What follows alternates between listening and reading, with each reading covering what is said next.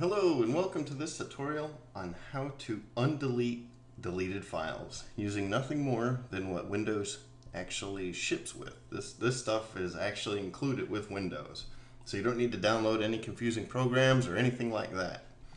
So the first thing we want to look at is, well, we want to open up our command prompt, and there's this command VSS admin, and we want to list shadows. Okay. There are these things called volume shadow copies, and it's basically like your restore points in Windows. So if you do, like, let's just say, okay, these two here, if I delete these and empty the recycling bin, so they're gone, it's not like I can just pull them right back again. These things are just out of there. But I want them back because they're kind of important. I can go ahead and I can look at the dates. You can see, let me mark this to make it easier to see here.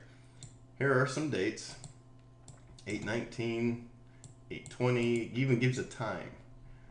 So I know I've had these for quite some time. So let's just say, okay, 8/27. And that was like 2 days ago. Let's see here. So I want to copy this, and we want to copy the shadow copy volume, which is right here. I'm going to copy that.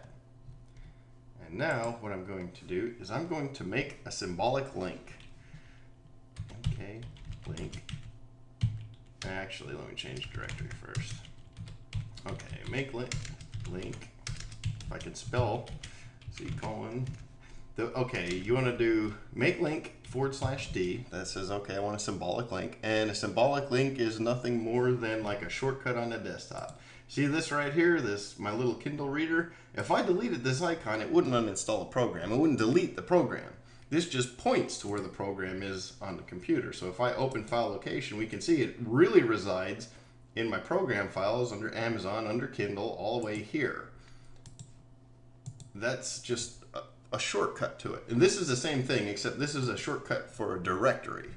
So this is going to access something on our hard drive. The first argument you put in is where you want it to be created. So I'm going to say C:/shadow. It's important that this directory does not exist on your local drive already, otherwise you're going to get an error. I don't have a shadow directory, so I'm going to put it there. Now the second argument is going to be, what do you want it to link to?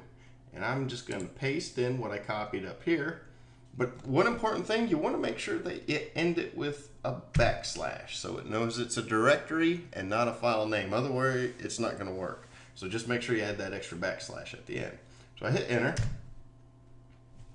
Now I see symbolic link created for, and it says, okay, my C:/shadow, and it's linked with the global root, you know, this shadow volume copy. So I can close this out, and I can go into my computer, into my C drive, and there it is, there's shadow. But look at the folder, it has a little shortcut, just like on the desktop here. So let's click it, see what happens. Well, now it looks like I'm back on my C drive again. Huh. So if I want to go to my desktop, let's see if that stuff is actually sitting there. So let's say Ron, and desktop, and let's see. What was it? Power of attorney, which is important. Need that one. And my Windows PowerShell. That's right. So there we go. Now once we get the files that we need, we can delete the shortcut, which is going to close.